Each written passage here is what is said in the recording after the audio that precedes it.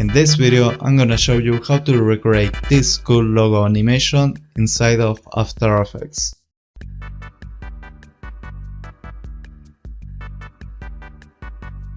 This is actually a sneak peek of a full lesson from my course, Animation Essentials. If you want to see the complete breakdown along with the original project file and all the resources, they are available inside the course. You can check it out in the description. Alright, let's move into the lesson. We're going to break this down into parts: the arrow, the box, the morphing, the videos, the shootout, and the impact. I'm gonna show you how it looks like in the original project file, but we are going to recreate the animation from scratch in a new project. If you want to see this project file by yourself, you can download it down below. First we'll see the animation of the arrow. Okay, you can see it falls from above, it impacts with a little overshoot, and then starts to spin. We all need to see this box layer, so I'm going to hide this. And for these arrow parts we have a few layers. The first one is the arrow, the second one is the null that controls the arrow position, and the other layers are hidden. So we have to go here to this shy icon, click, and you will see these other arrow layers. These are basically the copies you can see here. And I'm going to show only this layer so it's easier to see. Here at the beginning you can see this motion of the arrow, and that motion comes from this null. Let's see the keyframes, and here you can see it have a keyframe for the position at the top and then other at the center. But you can see it keeps moving. That's because of the expression. If you open the position, you will see it have the overshoot expression here. We already saw this in the overshoot lesson in the animation principles module. I'm gonna close this, and here you can see it rotates to make the arrow to see forward, but also it have a overshoot. You can see it here, and that's why it have this movement. It also makes it look smoother. And now let's see the arrow keyframes. Okay, here we have the keyframes, and you can see the first keyframes are these keyframes, and that's basically a anticipation. So here you can see the position is here, and here goes back. You can see it there. Then it starts to go forward. But a thing I noticed here, I didn't do this in a really optimal way. Because to make it spin, I basically made a circle, convert the ellipse path to a Bezier path, copy the path, and paste it to the position of the arrow, and it will start to spin. And also animated the rotation frame by frame.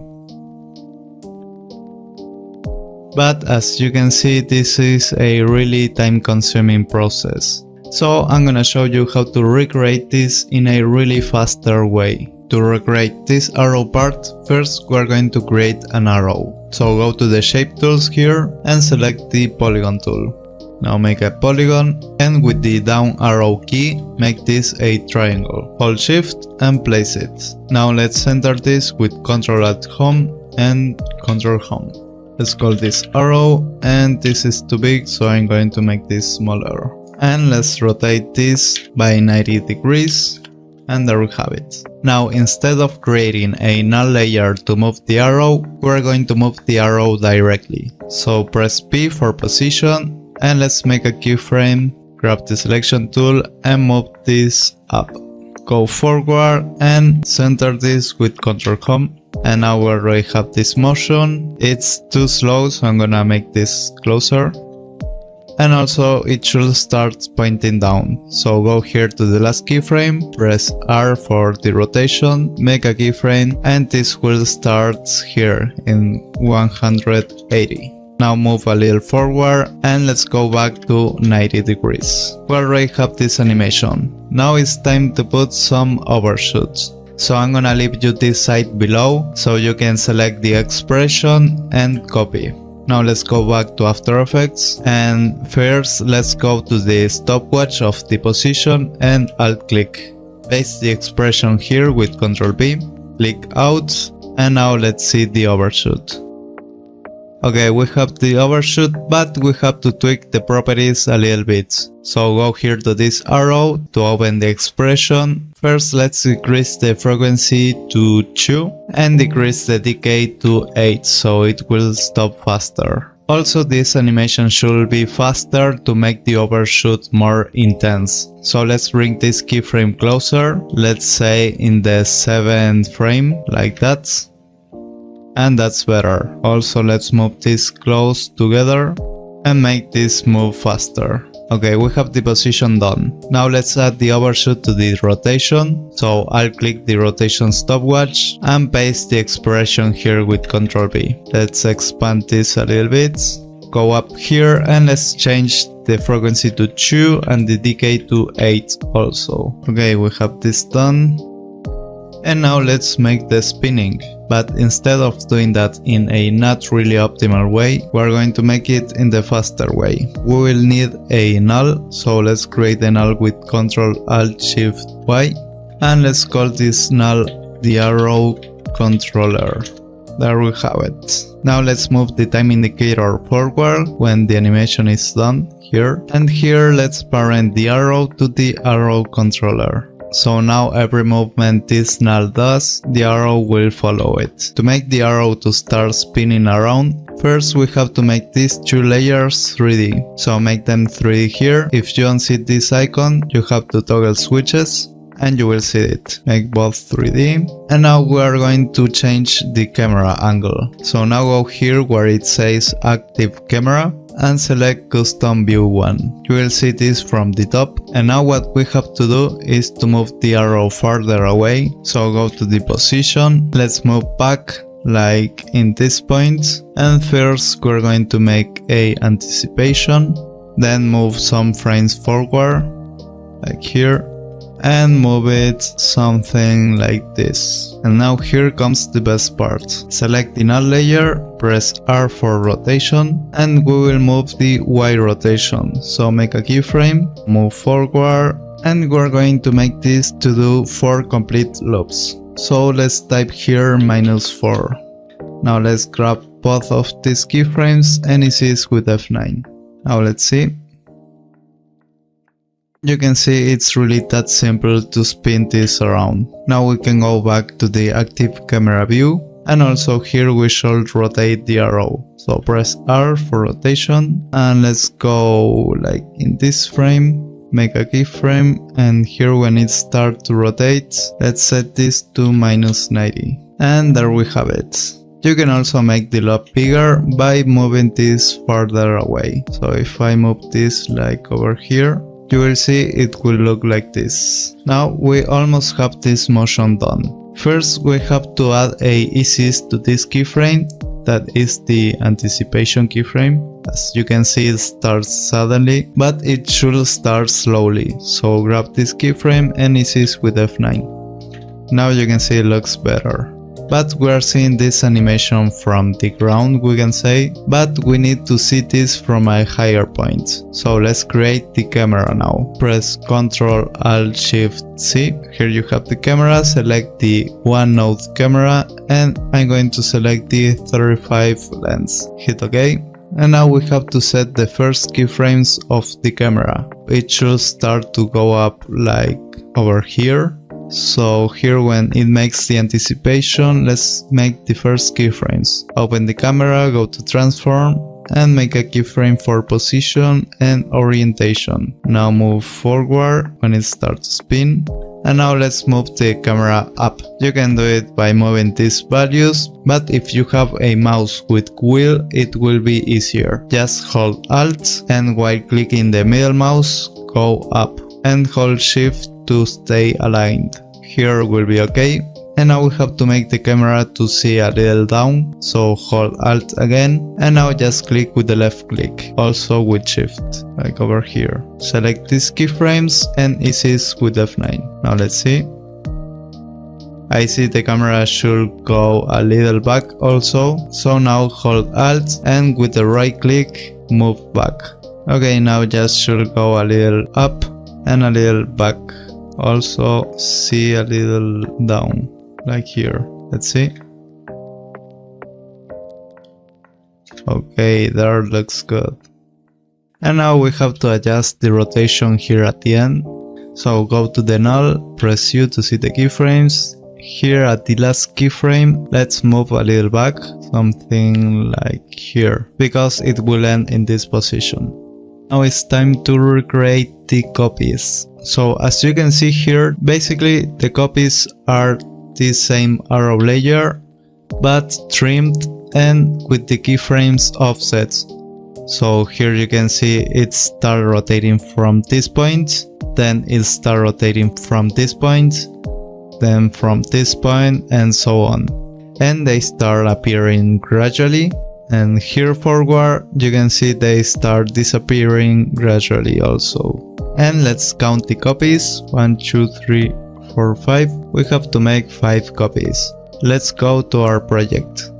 Now we have to adjust this keyframe at the end because it starts to slow down. So select the Y rotation keyframe and make it linear with Ctrl click. Now let's see. Okay, now it's looking good, but here at the end it should be a little faster when it shuts out. So let's bring this closer and a little more. Like that is perfect. Now it's time to make the copies of the arrow, but instead of duplicating the layer a lot of times, we're going to use the echo effect, but we have to add it to other arrow layer. You will see why in a moment. So let's duplicate the arrow layer with Ctrl D, and let's add the effect echo. Now increase the number of copies to 5. Now we have the 5 copies. Change here to maximum.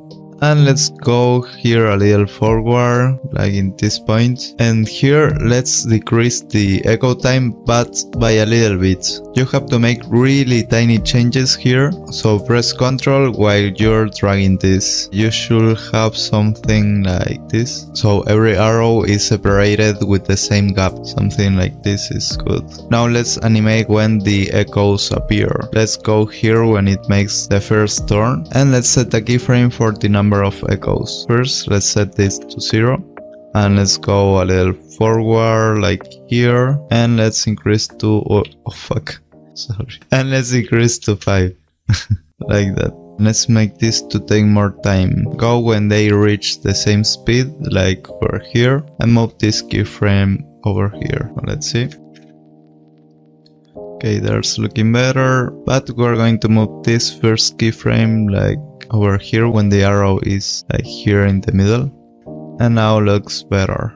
And here at the end we have to animate the arrows to disappear. Here when it's shot out, it should have 0 copies, so make a keyframe here, and let's set this to 0. And let's make the copies to disappear in this last loop, so make a keyframe here and set to 5. And that's looking good, very nice. So we have the copies done. Now it's time to recreate the trail of this main arrow. Oh, and I forgot to tell you, enable the motion blur for both arrow layers, for this and this. Now the trail is basically the echo effect, but with the properties a little change. So we are going to copy the echo effect with Ctrl C and paste it to the main arrow with Ctrl V. We don't need the number of echoes animated, so let's click the stopwatch and let's increase this to something like 20 copies. And we have to decrease the echo time to make the copies to be close together. So let's set 0.002. There we go. And let's add a little decay. So here you have to set 0.9. And I think that will make it. Let's see now. Now it's time to stylize the arrow. In the original project, I added a adjustment layer with the plugin Quick Chromatic Aberration 3. It's a free plugin you can download down below. And to make it have that glowy effect, I added the Deep Glow plugin, but that plugin is not free. If you want to acquire that plugin, I leave you the link down below. However, we are going to make a free workaround using my free preset Better Glow to have a similar glowy effect. I'll also leave you a link to that preset down below. Now to stylize this animation, we're going to create first a adjustment layer, so press Ctrl-Alt-Y and let's call this layer Style. Now if you already downloaded the Chromatic Aberration plugin, let's add it to this layer. And first we're going to increase the position so we can see the chromatic aberration. You can see it there. And we're going to add a little rotation. If I increase this, you will see this go like from the sides. So we're going to increase this by a little bit, just 0.5, and that will be nice. Also in the original animation I use other channels. Instead of red and blue, I use red and green. And moving this value, I change the colors. So let's set this to 45 and let's decrease the position to only 1. And we'll have this look. Now let's preview the animation with the little chromatic aberration.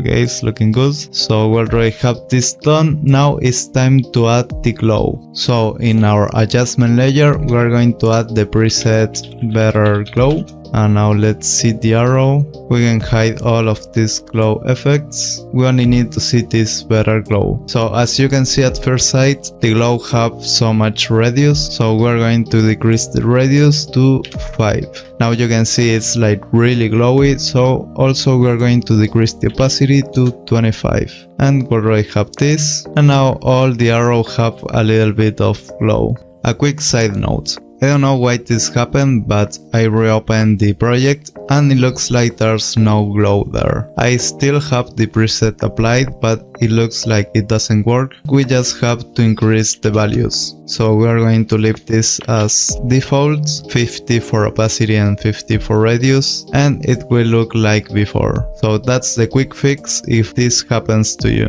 If you can see in the original animation, the main arrow have like a extra glow, have more glow than the other arrows. So let's also add a better glow to the main arrow. So let's see here when all the arrows are present.